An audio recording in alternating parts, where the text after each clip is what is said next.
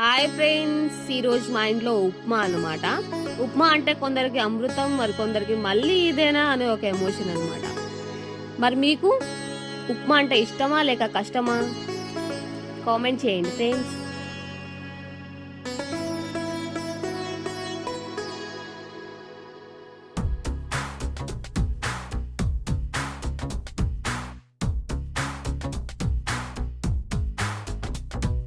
చెట్టి గువ్వ పిట్టలాంటి చక్కనమ్మ బొట్టు పెట్టి పట్టు చీర కట్టుకో